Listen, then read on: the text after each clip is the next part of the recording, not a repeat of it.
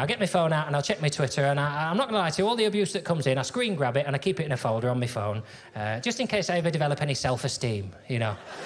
Some days I wake up, I think, do you know what? I feel all right about myself. I have a read of that, I think, oh no, you're awful, you're awful. I show them to my kids when they're older. Look how much people used to hate your daddy. What did you do to upset them, Dad? Oh, mostly anagrams towards the end.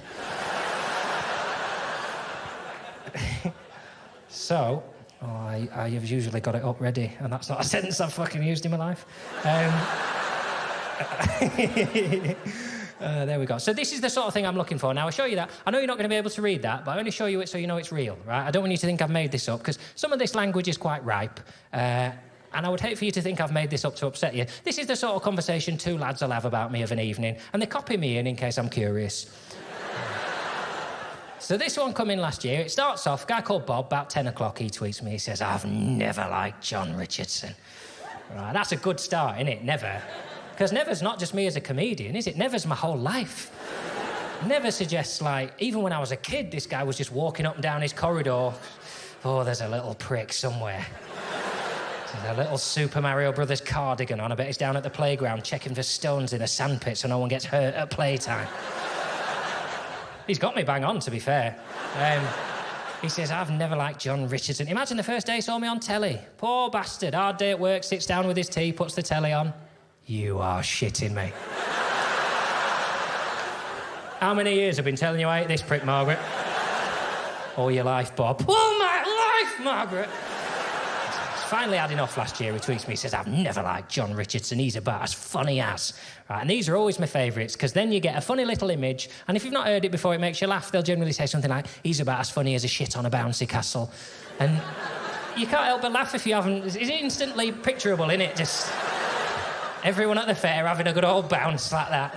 Someone clocks the turd on that front edge. Selfishly, they think, well, I'll just bounce away from it. I'll just bounce away from it. Of course, because of the physics, it chases after him, doesn't it? Pretty soon, they're all pinned up on that back wall. Stop bouncing, Vicar! Stop bouncing! You can't stop bouncing, can you? You throw yourself down, you'll only bounce higher. They're up higher, the turd's up higher. It's nutting people now. Just get it off me. I'm done with that image there. If you enjoyed it, carry it on in your own leisure. I've never worked out how the turd gets off the bouncy castle. Do get back to me. I don't know if someone volleys it off like that. Maybe someone scoops it up, a hero takes it on the chest, literally, and tries to get it out of there. Anyway, we don't know. He didn't go with that anyway. He went a different direction, Bob. He says, I've never liked Jon Richardson. He's about as funny as a Yugoslavian rapist. Yeah.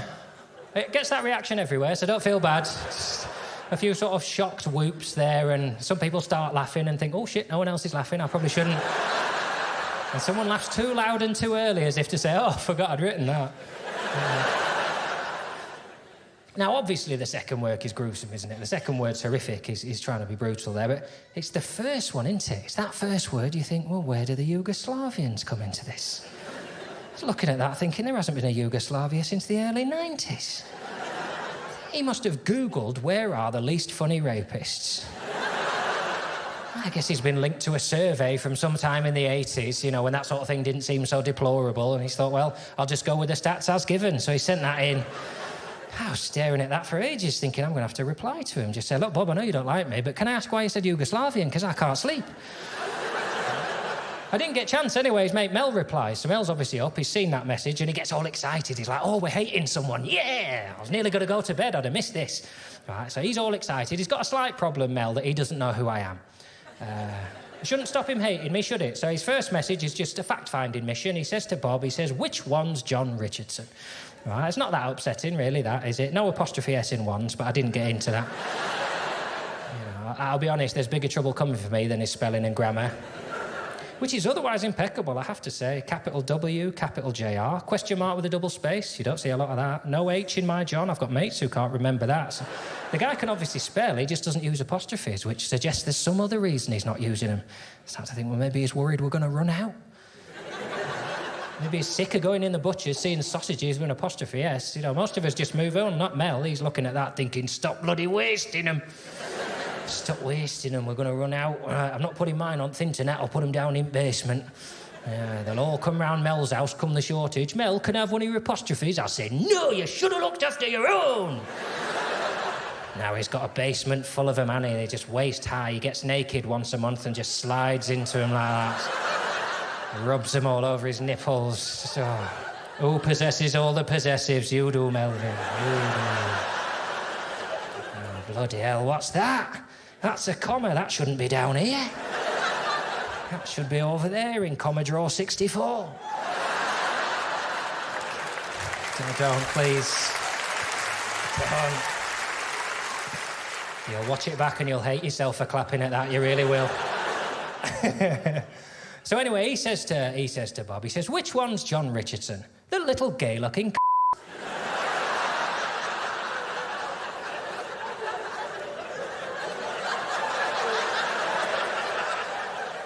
You'll after you're finished, by all means. You.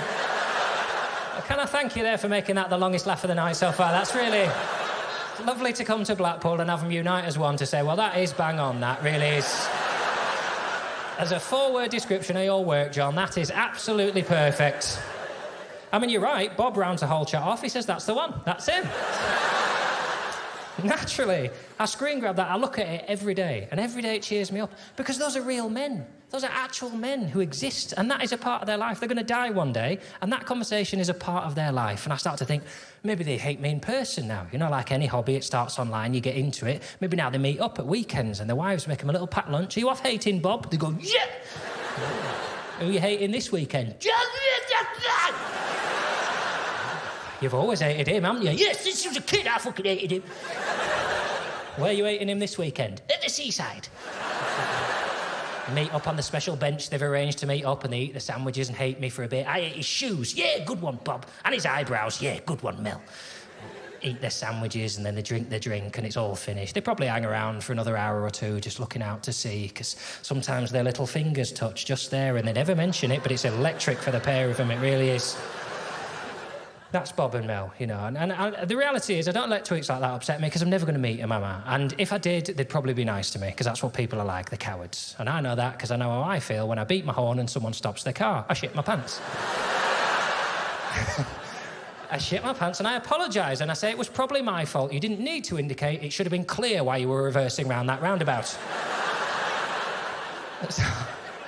I don't get upset. It's taken me years to have the confidence, but now I just think you can't live your life trying to please people who don't already like you. Your obligation in life is to people who do like you. Try and make their life better, right? And by that, I mean, without sucking up, people like yourselves. People who follow me on Twitter and you come to my gigs. Now, you send me a message and I care about that because I think, well, you know, we have an existing relationship. So you'll just message me to say you're excited about the gig sometimes. You'll send me a little message saying, oh, I'll have to watch Jon Richardson in a week, #dead excited.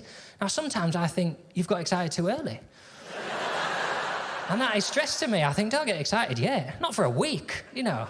I want you excited on the day. About 5 o'clock, you get in from work. What we're doing? Oh, we're going to that thing. That'll be all right, yeah. If I laugh once, that'll do me, to be honest. That's the bar I want set. I don't want a week of just thinking of you sat in your house like, oh, my God, we're going to go and see Jon Richardson.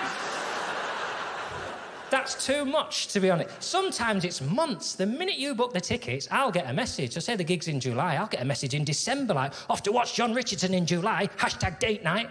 Now I think, well, now I've got to keep this loveless marriage alive, have I? These poor bastards only get one night out a month, and they have to plan it months in advance, and I'm it for July. I can't be your one a month, I'll tell you that now. You'll have an argument on the way back while I'm booking the next thing. Oh, fucking do then, I don't care.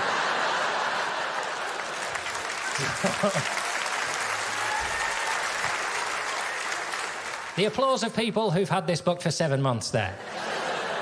Sometimes you get so excited that I end up feeling like I have to worry for you on a sort of physical, medical level. Sometimes you tweet me to say, oh, I've got Jon Richardson tickets. Why have I not pissed my knickers already? Didn't you, Catherine? Where's Catherine Glynn? Yeah. She's in here somewhere. Shit, where is she? Over there? Up there. Up the top. There you are, Catherine. Hello there. How are you?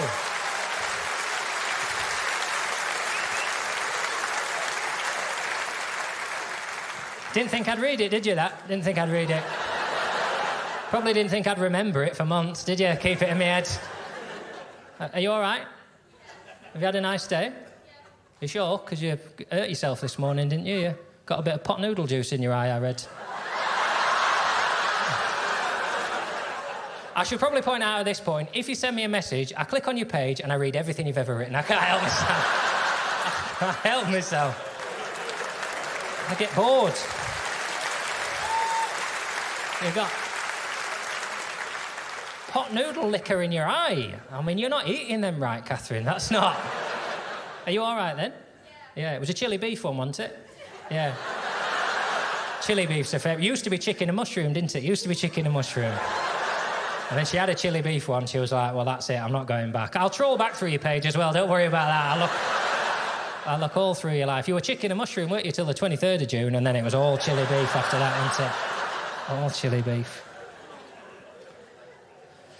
Are you with Jo this evening? Yeah. That's her boyfriend, Jo. I'll find your loved ones. Jo sent me a little message. Are you all right, Jo? How do you feel about your girlfriend sending messages like that to men in their mid-30s? Do you know about the hashtag she used? Yeah. Unbelievable. Hashtag fanny flutters. You've never heard the likes of it, have you? You've never heard the likes of it.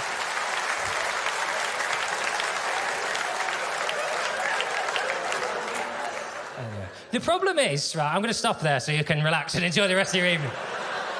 The problem with this is, then you feel like mates because I look through you and I like you and I wish you all the best for your next anniversary, 23rd of April.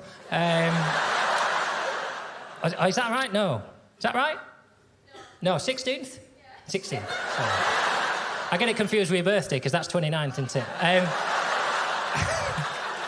can't help myself. I end up liking you because I know Jo wants to be a wildlife photographer and he tweets lots of wildlife videos. And I'm rooting for you. I hope it comes true because it's a worthy dream, that. It's a wonderful job. And I know loads of you are in. I know there's a woman called Annie here who's with her husband and it's their 20th wedding anniversary and this is her fucking gift. And that's not good enough, mate. It's not good enough.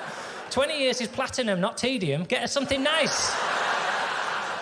Someone tweeted me about a week ago, said, I'm dead excited to watch Jon Richardson. I clicked on her page today to see how excited she was on the day. Do you know what she tweeted today? Can't wait to see Dave Gorman in October. Unbelievable! So then I get to gigs, and it's not like you're supposed to be a parade of blank faces, but you're not, you're mates. I now start worrying about you, and it can go the other way. You can message me, I end up not liking you. I look at your page, and I think, that dickhead's in tonight. A lot of men will tweet me like, we're coming to watch you tonight, you better not be shit. As if I'm usually fit. I think, well, if Phil's in tonight, I better pull something out of the bag. I really had.